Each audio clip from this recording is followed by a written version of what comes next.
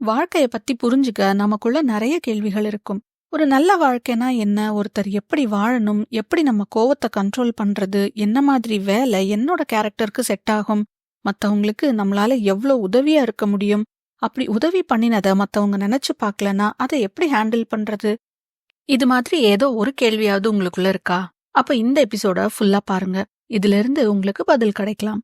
இப்ப சொன்ன கேள்விகள் எல்லாத்துக்கும் இந்த காலத்துக்கு ஏத்த மாதிரி பதில் சொல்றாரு ராயன் ஹாலிடே. இதெல்லாம் ஏற்கனவே பல வருஷத்துக்கு முன்னாடி மார்க்கஸ் அரீலியஸ் மாதிரி பிலாசபர்ஸ் சொல்லியிருக்காங்க. அந்த பிலாசபிய பேஸ் பண்ணி பல புக்ஸ எழுதியிருக்கிறாரு ராயன். இது எல்லாத்தையும் நம்ம ஈஸியா ஃபாலோ பண்ற மாதிரி சொல்றதுல இவர் ரொம்பவே பாப்புலர். இவர் ஸ்டீஃபன் பார்ட்லெட் கூட பேசின ஒரு பாட்காஸ்டோட ஒரு சம்மரியை தான் இப்ப பார்க்க போறோம். இதுல பல டாபிக்ஸ் பத்தி நல்ல நல்ல கருத்துக்களை ஷேர் பண்ணியிருக்கிறாரு ராயன். பார்க்கலாமா? டிசிப்ளின் அப்படிங்கிற வார்த்தையை கேட்ட உடனே உங்க மைண்டுக்கு வரது என்ன? ஸ்கூல்ல தான் இந்த வார்த்தையை நிறைய கேட்டிருப்போம். டைமுக்கு ஸ்கூலுக்கு வரணும், கரெக்டா ஹோம்ஒர்க் முடிக்கணும், கிளீன் யூனிஃபார்ம், கிளீன் ஷூஸ் போட்டிருக்கணும், சரியா ஹேர் கட் பண்ணிருக்கணும்னு இந்த மாதிரி விஷயங்கள் தான் ஞாபகத்துக்கு வரும். நமக்கு ஒரு ஃப்ரீடமே இல்லாத மாதிரி நிறைய பேருக்கு தோணியிருக்கும். டெய்லியும் இதே மாதிரி இருந்தா போர் அடிக்காதான்னு கூட நான் யோசிச்சிருக்கேன். ஆனா டிசிப்ளின் தான் நமக்கு ஃப்ரீடம் தருதுன்னு சொன்னா நம்ப முடியுதா? எப்படின்னு ராயன் சொல்றாரு. செல்ஃப் டிசிப்ளின் அப்படின்னா நம்ம மிலிட்ரியில இருக்கிற அளவுக்கு ஸ்ட்ரிக்டா இருக்கணும்னு அவசியம் இல்ல. நம்ம கேரக்டருக்கு, நம்ம மைண்ட் செட்டுக்கு ஏத்த மாதிரி நமக்குன்னு ஒரு ஸ்டாண்டர்ட், நமக்குன்னு ஒரு செட் ஆஃப் ரூல்ஸ் வச்சு அதை தினமும் ஃபாலோ பண்றோம்னா அதுதான் டிசிப்ளின். நம்ம வாழ்க்கை, நம்மளோட எண்ணங்கள், உணர்ச்சிகளுக்கு நாம பொறுப்பா இல்லாம இருந்தா நம்மளோட சூழ்நிலை, நம்மள சுத்தி இருக்கிறவங்க அதை கண்ட்ரோல் பண்ண ஆரம்பிச்சிடுவாங்க. அப்போ அங்க நம்மளோட ஃப்ரீடமை தொலைச்சிடுறோம். நம்மள பத்தின புரிதல் இல்லாம இருக்கும்போது நாம மத்தவங்கள காப்பி பண்ணுவோம். அங்க நம்மளோட சுயத்தை இழக்கிறோம். நமக்கு ஏத்த மாதிரி சில கட்டுப்பாடுகளோட சில ரூல்ஸ் வச்சுட்டு வாழ்ந்தா நம்ம வாழ்க்கைய முழுசா ஃபோக்கஸ் பண்ண முடியும். இந்த சில ரூல்ஸ், ரொட்டீன் எல்லாம் முதல்ல ஒரு வட்டத்துக்குள்ள நம்மள சுருக்கிக்கிற மாதிரி இருந்தாலும் அதுவே நமக்கு தேவையில்லாத பல விஷயங்களை அந்த வட்டத்துக்குள்ள வரவிடாம தவிர்த்திடும். அதுவே நமக்கு ஒரு பெரிய ஃப்ரீடமை தரும். ஃபார் எக்ஸாம்பிள், காலையில சீக்கிரம் எழுந்திருக்கணும்னு ஒரு ரொட்டீன் இருந்தா நைட்டு சீக்கிரம் தூங்கணும் இல்லையா? அப்போ late night parties, second show, movie இதெல்லாம் அவாய்ட் பண்ணிடுவோம். நம்ம கூட இருக்கிறவங்க ஒரு வாட்டி 2 வாட்டி கம்பல் பண்ணி பார்ப்பாங்க. நம்ம இதை கரெக்டா ஃபாலோ பண்றோம்னு தெரிஞ்சிட்டா ஒரு கட்டத்துல நம்ம ரொட்டீனை தெரிஞ்சு ஃபோர்ஸ் பண்ண மாட்டாங்க. அங்க நாம ஃப்ரீ ஆயிடுறோம். ஹெல்த் ஸ்பாயில் ஆகாது. நெக்ஸ்ட் டே நம்மளால பெஸ்டா வேலை செய்ய முடியும். நாம பிளான் பண்ற ரொட்டீன், நாம செட் பண்ணியிருக்கிற ரூல்ஸ் இதெல்லாத்தையும் நம்ம கரெக்டா ஃபாலோ பண்றது தான் டிசிப்ளின். அதை எப்படி கரெக்டா ஃபாலோ பண்றது? எப்பவுமே அதை பண்ண முடியுமா? ஃபார் எக்ஸாம்பிள், நம்ம வெயிட்டை குறைக்கணும்னு முடிவு பண்ணி சாப்பிட்றதுல டிசிப்ளின்டா இருக்க போறேன்னு முடிவு பண்ணுவோம். என்ன பண்ணுவோம்? ஜங்க் ஃபுட்டு சாப்பிட மாட்டேன், எண்ணெயில பொரிச்சது சாப்பிட மாட்டேன், வெஜிடபிள்ஸ், ஃப்ரூட்ஸ் நிறைய சாப்பிடுவேன். இந்த மாதிரி சின்ன சின்ன விஷயங்கள நாம முடிவு பண்ணினா அதை எப்படி சக்சஸ்ஃபுல்லா ஃபாலோ பண்றது? நமக்கு பண்ற சின்ன சின்ன ப்ராமிசஸை நாம காப்பாத்தலன்னா பின்னாடி பெரிய பெரிய ப்ராமிசஸை காப்பாற்ற முடியாம போயிடும். நம்ம டெய்லியும் எக்ஸசைஸ் பண்ணும்போது நம்ம பாடி கொஞ்சம் கொஞ்சமா ஸ்ட்ராங் ஆகிற மாதிரி தான் நம்மளோட சின்ன சின்ன ப்ராமிஸும் கூட. டெய்லியும் நம்மளோட ப்ராமிஸை நாம காப்பாத்தினா அந்த பழக்கம் ஸ்ட்ராங் ஆகும். ஆனா அதுவே இன்னைக்கு ஒரு நாள் தானே பரவாயில்ல, நான் பீஸா சாப்பிட்டுக்கிறேன் அப்படின்னு தினமும் நம்ம ப்ராமிஸை பிரேக் பண்ணினா அந்த பழக்கம் தானே ஸ்ட்ராங் ஆகும். இது நாமளே நம்மள ரெஸ்பெக்ட் பண்ண முடியாம பண்ணிடும். அலாம் வைக்கும் போதே நம்ம மைண்ட் வாய்ஸ் சொல்லிரும், எப்படியும் நீ எந்திரிக்க போறதில்ல, அப்புறம் எதுக்கு அலாம் வைக்கிற அப்படின்னு. நீ எப்பவுமே ஏதோ ஒரு சாக்கு சொல்லுவ, உன்னை நம்ப முடியாது, நீ சொன்ன மாதிரி நடந்துக்க போறதில்லன்னு நம்ம மைண்டே சொல்ல ஆரம்பிச்சிடும். செல்ஃப் டிசிப்ளின் அப்படிங்கிறது நமக்கு நாம பண்ணின ப்ராமிஸை நமக்காக காப்பாத்துறது தான். டிசிப்ளின் இருந்தாதான் செல்ஃப் ரெஸ்பெக்ட் ஜாஸ்தியாகும். இதுல மத்தவங்க என்ன பத்தி என்ன நினைப்பாங்க அப்படிங்கறதெல்லாம் வராது. இங்க நாம நம்மள பத்தி என்ன நினைக்கிறோம் அப்படிங்கறது தான் முக்கியம். வெயிட் லாஸ் பண்ணலான்னு முடிவு பண்றோம். முடிவை எடுத்த அடுத்த நாளே வெயிட் லாஸ் ஆயிருமா? ஆகாதில்ல. டெய்லியும் பிடிக்கலனாலும், அது கஷ்டமா இருந்தாலும் வேக வச்ச வெஜிடபிள்ஸை சாப்பிட்டு, ஜங்க் ஃபுட் அவாய்ட் பண்ணி, வெளியில சாப்பிடாம எக்ஸசைஸ் பண்ணும்போது தான் கொஞ்ச நாள் கழிச்சு சின்னதா ரிசல்ட் தெரிய ஆரம்பிக்கும். இது பின்னாடி நடக்க போற வெயிட் லாஸ்க்கு நாம டெய்லியும் அனுபவிக்கிற சின்ன சின்ன கஷ்டங்கள். இதை இன்னும் பெட்டரா சொல்லணும்னா, பிற்காலத்துல கிடைக்க போற நன்மைக்காக நான் இந்த கஷ்டமான வேலைய எனக்கு பண்ண பிடிக்கலனாலும் இன்னைக்கு செய்ய போறேன். எந்த ஒரு பிசினஸ்மேன், ஸ்போர்ட்ஸ்மேன், செலிபிரிட்டின்னு யாரோட சக்சஸ் ஸ்டோரி எடுத்தாலும் அதுல இந்த கான்செப்டை பார்க்கலாம். இதுக்கு ஒரு பெஸ்ட் எக்ஸாம்பிள் யாருன்னு பார்த்தா ஃபுட்பால் பிளேயர் கிறிஸ்டியானோ ரொனால்டோ. அவர் ஒரு இன்டர்வியூல சொல்லியிருப்பாரு, டெய்லி ஜிம்முக்கு போறதுக்கு யாருக்குமே பிடிக்காது. சில நாள் எனக்கும் ஜிம்முக்கு போறது பிடிக்காது. ஆனா பிடிக்கலனாலும் நான் போவேன். அப்படி பண்ணும்போது தான் என்னோட மென்டல் ஸ்ட்ரென்த் ஜாஸ்தியாகும். அதை பண்ணி முடிச்சதுக்கு அப்புறம் இன்னும் பெட்டரா தான் ஃபீல் பண்ணுவேன். இன்னும் பெட்டரா பெர்ஃபார்ம் பண்ணவும் முடியும் அப்படின்னு சொல்லியிருக்காரு. இதுதான் எல்லா சக்சஸ் ஸ்டோரிக்கும் இருக்கிற காமனான விஷயம். இதை நாம செலிபிரிட்டிஸோட சிக்ஸ் பேக்ஸ்லயும் பார்க்கலாம், ஃபர்ஸ்ட் ரேங்க் வாங்குற ஸ்டூடெண்ட் கிட்டயும் பார்க்கலாம். அதெல்லாம் சரி, ஆனா என்ன பண்ணாலும் என்னால டெய்லியும் ஃபாலோ பண்ண முடியறதில்ல. ஏன் நான் இப்படி இருக்கேன்னு எனக்கே தெரியல. இப்போ இதை எப்படி சரி பண்றது? எல்லாருமே பெர்ஃபெக்ட்டா ஸ்ட்ரிக்ட்டா நினைச்சதை செஞ்சு முடிக்க முடியாது. ஆனா அதுக்காக நான் எப்பவுமே இப்படிதான், நான் சோம்பேறி, என்னால எதுவுமே சரியா பண்ண முடியாதுன்னு நெகட்டிவ் ஸ்பேஸுக்கு போகக்கூடாது.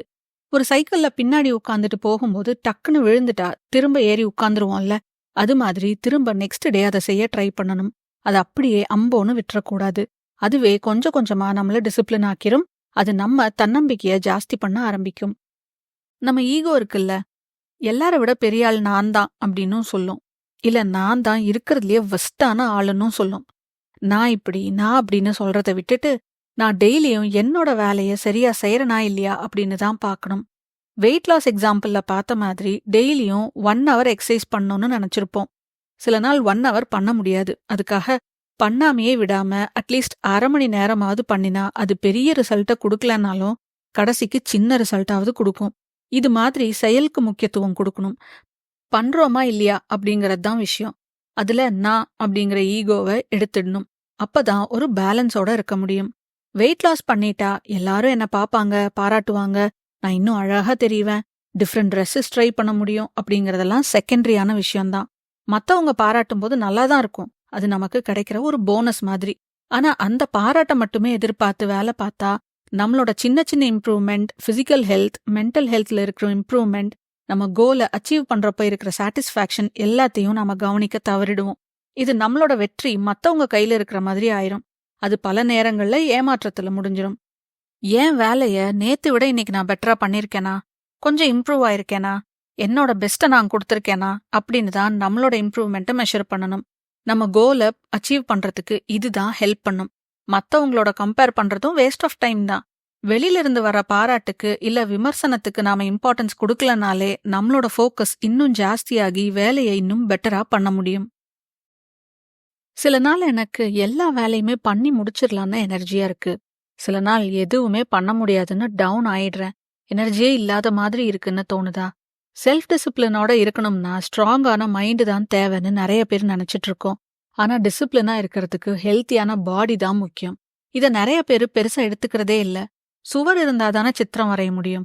ஹெல்த்தியான பாடி இருக்கும்போது தான் மைண்ட் ஹெல்த்தியா இருக்கும்.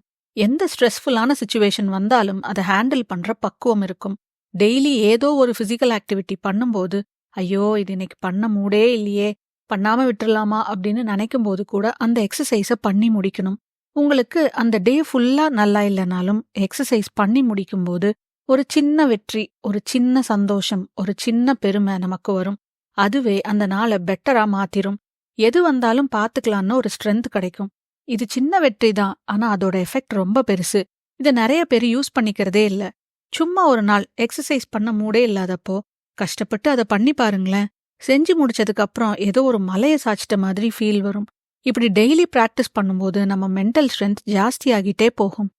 டிசிப்ளினா இருக்கிறதுக்கு நம்மள பத்தின புரிதல் இருக்கணும். இந்த புரிதல் எப்படி வரும்? உள்மனதோட நாம பேசும்போது தான் தெளிவாகும். இந்த கான்வர்சேஷன் தான் மெடிடேஷன் அப்போ நடக்குது. நாம போற வழி சரியா தப்பான்னு நம்ம உள்ளுணர்வு எப்பவுமே சொல்லும். அதை நாம காது கொடுத்து கேட்க தான் மெடிடேட் பண்ணணும். நாம அதை கண்டுக்காம விட்டுட்டோம்னா அது பின்னாடி ஏன் நான் ஸ்ட்ரெஸ்டாவே இருக்கேன், சந்தோஷமாவே இல்ல அப்படிங்கிற நிலைமைக்கு கொண்டு வந்துரும். மெடிடேட் பண்ணினா மட்டும்தான் இந்த புரிதல் கிடைக்கணும்னு இல்ல. டெய்லி இதுக்குன்னு டைம் ஒதுக்கி தனியா வாக்கிங் போறது, டைரி எழுதுறது, ஒரு டிரைவ் போறதுன்னு இந்த மாதிரி உங்களுக்கு ஏத்த மாதிரி ஆக்டிவிட்டியை கண்டுபிடிச்சு பண்ணணும். இதுல நம்மளோட ஐடியாஸ், தாட்ஸ், குழப்பங்கள் எல்லாத்தையும் புரிஞ்சுக்க ஒரு நல்ல வழினா அது எழுதுறது தான். எழுத எழுததான் நம்மளோட எண்ணங்கள் நமக்கே தெளிவாக ஆரம்பிக்கும். ஏன் இந்த மாதிரி தாட்ஸ் வருது, எங்க இருந்து வருதுன்னு எல்லாமே புரிய ஆரம்பிக்கும். ட்ரை பண்ணி பாருங்க. மைண்டும் பாடியும் ஒரே லைன்ல இருக்கும்போது டிசிப்ளின்டா இருக்கிறது ஈஸியாகுது. நம்ம கண்ட்ரோல்லையே இல்லாம சில பெரிய கஷ்டங்கள் நமக்கு வரும். நமக்கு நெருக்கமானவங்களோட இறப்பு, health issues, business loss, work பண்ற இடத்துல பிரச்சனைன்னு இந்த மாதிரி கஷ்டங்கள் வரும்போது நாம எப்படி ஹேண்டில் பண்றது? நம்மளால எல்லா சிச்சுவேஷனையும் கண்ட்ரோல் பண்ண முடியாதுல்ல. ஆனா இருக்கிற பிரச்சனைய நாம எப்படி ஹேண்டில் பண்றோம் அப்படிங்கறது நம்ம கையில தானே இருக்கு. ஒருத்தரோட அப்பா தவறிட்டா எவ்வளவு வேதனையா இருக்கும். அது ஈடு செய்ய முடியாத இழப்பு. அது நம்மளால தடுக்க முடியாது. ஆனா அதனால மனச விட்டுறாம நாமளே முன் வந்து குடும்பத்தோட பொறுப்பை எடுத்துக்கணும். தன்னால முடிஞ்ச அளவு நம்ம ஃபேமிலிக்கு ஃபினான்ஷியலாவும் எமோஷனலாவும் உதவியா இருக்கணும். இதுதான் மெச்சூரிட்டி. இவ்ளோ பெரிய இழப்புல கூட நான் என்ன மாதிரி சாய்ஸஸ் எடுக்கிறேன் அப்படிங்கிறது தான் இந்த கஷ்டத்திலிருந்து மீண்டு வரும்போது நான் எப்படி மாறி இருப்பேன் அப்படிங்கறத டிசைட் பண்ணும்.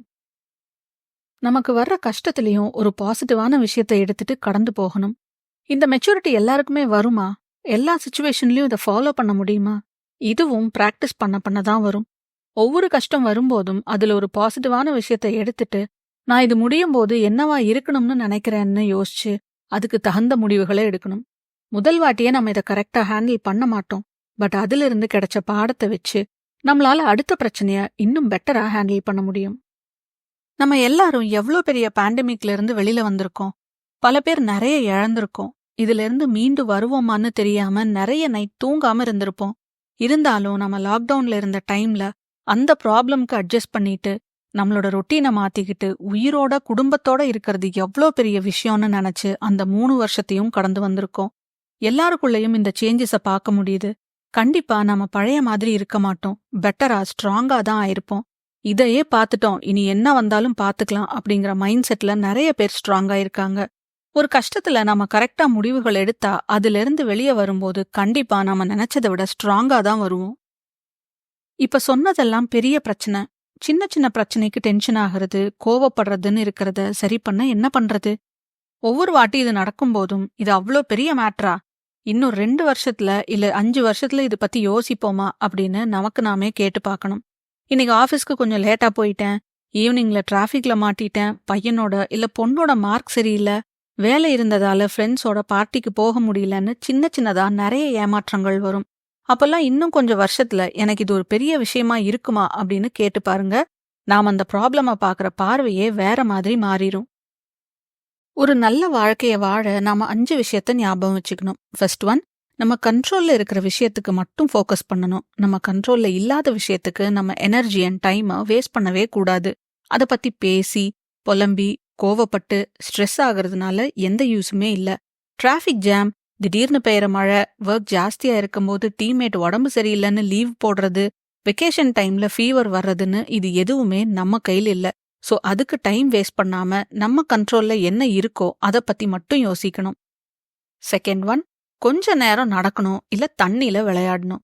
நம்ம யூசுவலா பண்ற வேலையிலிருந்து ஒரு பிரேக் எடுத்து இல்ல ஈவினிங் அதுக்குன்னு ஒரு டைமை ஒதுக்கி தனியா ஒரு வாக் போகும்போது இல்ல ஸ்விம் பண்ணும்போது இல்ல குளிக்கும் போது நம்ம மைண்ட் அமைதியாகும். அதுவே பல புது ஐடியாஸ் கொடுக்கும் இல்ல ப்ராப்ளம்ஸ்க்கு ஒரு நல்ல தீர்வை கொடுக்கும். தண்ணிலையும் இயற்கையை ரசிச்சுட்டு போற சின்ன நடையிலையும் ஒரு மேஜிக் இருக்கு. இந்த ரெண்டுக்கும் மைண்ட காம் பண்றதுல முக்கியமான ரோல் இருக்கு. தேர்ட் ஒன், ஒரு நாளும் கொஞ்சம் கஷ்டமான வேலையை உடம்புக்கு தரணும். இப்போ ஆல்ரெடி சொன்ன வாக்கிங்க விட்டுருங்க, அது நம்ம மைண்டுக்காக பண்றது. உடம்பு ஹெல்தியா இருந்தா தானே டிசிப்ளின் இருக்கும்னு பார்த்தோம். சோ அதுக்காக டெய்லியும் ஏதோ ஒரு பிசிக்கல் ஆக்டிவிட்டி பண்ணணும். இது தத்துவம் பேசுற பிலாசபர்ஸ் கூட அந்த காலத்துல பண்ணிருக்காங்க. புத்திஸ்ட் மாங்ஸ் மார்ஷல் ஆர்ட்ஸ் பண்ணிருக்காங்க, ரோமன் பிலாசபர்ஸ் ரெஸ்லிங் பண்ணிருக்காங்க. ஒரு நாளைக்கு சைக்கிள்னா, இன்னொரு நாளைக்கு ஜாகிங், இன்னொரு நாளைக்கு வெயிட் லிஃப்டிங், யோகான்னு ஏதோ ஒன்னு பண்ணும்போது பாடி ஸ்ட்ராங் ஆகும். ஃபோர்த் ஒன், மத்தவங்களுக்கு எப்படி உதவியா இருக்க முடியும்னு பார்க்கணும். இந்த உலகத்தை விட்டு போகும்போது நாம இருக்கிற இடத்த இன்னும் பெட்டரா மாத்திட்டு போகணும் அப்படின்னு மார்க்கஸ் ஒரேலியஸ் சொல்றாரு. நம்மளால முடிஞ்ச ஹெல்ப்பை நம்ம ஃபேமிலி, ஃப்ரெண்ட்ஸ், பக்கத்து வீட்டுக்காரங்க, தெரிஞ்சவங்களுக்கு எந்த எதிர்பார்ப்பும் இல்லாம பண்ண ட்ரை பண்ணணும். ஃபிஃப்த் ஒன், இறப்பு எல்லாருக்கும் வரும், எப்ப வேணாலும் வரும் அப்படின்னு ஞாபகப்படுத்திக்கிட்டே இருக்கணும். யாராலையும் தவிர்க்க முடியாத ஒரு நிகழ்வு தான் மரணம். இப்ப நமக்கு சரி பண்ண முடியாத வியாதி ஏதோ இருக்குன்னு டாக்டர் சொன்னா நாம என்ன பண்ணுவோம்? முக்கியமான விஷயங்கள் என்னென்ன பண்ண முடியுமோ அதெல்லாம் மட்டும்தானே பண்ணுவோம். இந்த உலகத்துல பிறக்கிற உயிர்கள் எல்லாத்துக்குமே இருக்கிற வியாதி தான் மரணம். இறப்பு தான் நம்ம கண்ட்ரோல்ல இல்லாத விஷயங்கள்ல இருக்கிற ஃபர்ஸ்ட் ஒன். நாம ரொம்ப நாள் இருப்போம் அப்படின்னு நினைச்சுதான் பல பேர் தங்களோட ஹெல்த்தை பாத்துக்க மாட்டாங்க. ஃபேமிலிக்கு இம்பார்ட்டன்ஸ் கொடுக்காம பணம் புகழ்னு தேடி போவாங்க. வாழ்க்கை எவ்வளோ சின்னதுன்னு அடிக்கடி ஞாபகப்படுத்திக்கும் போது நமக்கு முக்கியமானது எதுன்னு பார்த்து அதுக்கு முக்கியத்துவம் கொடுப்போம். தத்துவார்த்தமா பேசினாலே நமக்குள்ள எந்த ஃபீலிங்ஸும் இல்லாம சாந்தமாவே இருக்கணும். ஃபீலிங்ஸ் இருந்தாலும் அத அப்படியே கட்டுப்படுத்திக்கணும் அப்படின்னு நினைக்கிறது காமன் தான். ஆனா அது அப்படி இல்ல. இப்ப நான் கோவமாவோ இல்ல ஸ்ட்ரெஸ்டாவோ இருந்தா நான் ஏன் இந்த மாதிரி ஃபீல் பண்றேன்? எந்த நிகழ்வுனால இந்த ஃபீலிங் வருது? எத பண்ணணும்னு நினைக்கிறதுனால இது மாதிரி தோணுதுன்னு அந்த ஃபீலிங்க பத்தி புரிஞ்சுக்க ட்ரை பண்ணணும். நமக்குள்ள இருந்து வர்ற ஃபீலிங்ஸ அமுக்கி வைக்காம அது என்னன்னு புரிஞ்சுக்க ட்ரை பண்ணி அந்த நேரத்துல அந்த ஃபீலிங்க்கு அடிமையாகாம இதுக்கு நாம என்ன பண்றதுன்னு யோசிச்சு அடுத்த ஸ்டெப் எடுத்து வைக்கணும்னு தான் எல்லா வாழ்க்கை தத்துவங்களும் சொல்லுது. இது அவ்ளோ ஈஸி இல்ல. டெய்லி இத பிராக்டிஸ் பண்ணணும். இத சொன்ன தத்துவ ஞானிகளுக்கே இது கஷ்டமா தான் இருந்திருக்கு. ஏன்னா மனுஷங்க பலவிதம். அவங்க மூலமா நிறைய ஏமாற்றம், விரக்தி, ஹார்ட் பிரேக்னு பலது வரும். நாம நினைக்கிற மாதிரி பல நேரங்கள்ல நடக்காது. சில நேரம் நம்மளால அதை சரி பண்ண முடியும், பல நேரங்கள்ல முடியாது. டிராஃபிக் ஜாம் இல்லாம இருக்கணும், நான் சொல்ற மாதிரியே என்னோட டீம்மேட்ஸ், என்னோட ஃப்ரெண்ட்ஸ் கேட்கணும், டிக்கெட் புக் பண்ணும்போது வெயிட்டிங் லிஸ்ட்ல இருக்கக்கூடாதுன்னு இப்படி பல கண்டிஷன்ஸ் இருந்தாதான் நான் ஹாப்பியா இருப்பேன், நிம்மதியா இருப்பேன்னு நினைச்சா எப்போதான் ஹாப்பியா இருக்கிறது? நம்ம சந்தோஷம், அமைதியெல்லாம் அடிக்கடி உடஞ்சுக்கிட்டே இருக்கும் இல்லையா? சிச்சுவேஷனுக்கு ஏத்த மாதிரி நாம எப்படி அனுசரிச்சு போகணும்னு பழகிக்கணும். எந்த அளவுக்கு நம்ம டிசிப்ளின்டா நம்ம ரொட்டீனை கரெக்டா வச்சுக்கிறது இம்பார்ட்டன்ட்டோ அதே அளவு அதுல ஏதாவது டிஸ்டர்பன்ஸ் வந்தா அதை ரொம்ப பெரிய குத்தமா பார்க்காம அதை அனுசரிச்சு அட்ஜஸ்ட் பண்ணி போகணும். என்னோட ரொட்டீன் கரெக்டா இருந்தா நல்லா இருக்கும், ஆனா அது இருந்தா மட்டும்தான் என்னால சந்தோஷமா இருக்க முடியும் அப்படின்னு ஸ்ட்ரிக்டா இருக்க தேவையில்ல. கடைசியா ரயன் ஹாலிடே கிட்ட உங்க மரணப்படுக்கையில நீங்க இந்த உலகத்துக்கு ஒரு அட்வைஸ் கொடுக்கணும்னா அது எதை சொல்லுவீங்கன்னு கேட்டாங்க. அதுக்கு ரயன் சொல்றாரு, மார்க்கஸ் அரீலியஸ் மரணப்படுக்கையில இருந்தப்போ அவங்க குடும்பம் அவரை சுத்தி நின்னு அழுகுது. ஆனா மார்க்கஸ் கேக்குறாரு, ஏன் என்ன பார்த்து அழுகுறீங்க? இது என்னோட வாழ்க்கை, இது முடிய போகுது. இதுக்கு நீங்க எதுக்கு அழணும்? நீங்க உங்க வாழ்க்கைய பத்தி நினைங்க. உங்களுக்கு இன்னும் நிறைய டைம் இருக்கு. நீங்க ஒரு நல்ல வாழ்க்கைய வாழ்றதுக்கு என்ன பண்ணணுமோ அதை பண்ணுங்கன்னு சொல்றாரு. அதையே தான் நானும் சொல்லுவேன்னு சொன்னாரு ரயன். நம்ம எல்லாருக்கும் ஒரு முடிவு வரும். அது வர்றதுக்குள்ள நமக்கு கிடைச்ச இந்த கொஞ்ச டைம்ல நம்ம கரெக்டா வாழ்ந்தோமா, புதுசா நிறைய கத்துக்கிட்டோமா, மத்தவங்களுக்கு உதவியா இருந்திருக்கோமா, நாம பண்ணணும்னு நினைச்சதுல ஒரு அளவுக்காவது முடிச்சோமா அப்படின்னு தான் பார்க்கணும். அப்பதான் நாம மரணப்படுக்கையில் இருக்கும்போது இந்த கேள்விகள் நமக்கு வந்தா, நான் என்னோட டைமை கரெக்டா தான் யூஸ் பண்ணிருக்கேன் அப்படின்னு பதில் கிடைச்சா அதுவே நாம முழுமையான வாழ்வு வாழ்ந்ததுக்கான அடையாளம். இந்த எபிசோடு உங்களுக்கு யூஸ்ஃபுல்லா இருந்திருக்கும்னு நம்புறேன். கண்டிப்பா இதை லைக் பண்ணி உங்க ஃப்ரெண்ட்ஸ் அண்ட் ஃபேமிலிக்கும் இதை ஷேர் பண்ணுங்க. இனி இந்த மாதிரி யூஸ்ஃபுல்லான டாபிக்கோட நெக்ஸ்ட் எபிசோட்ல மீட் பண்ணலாம். பாய்.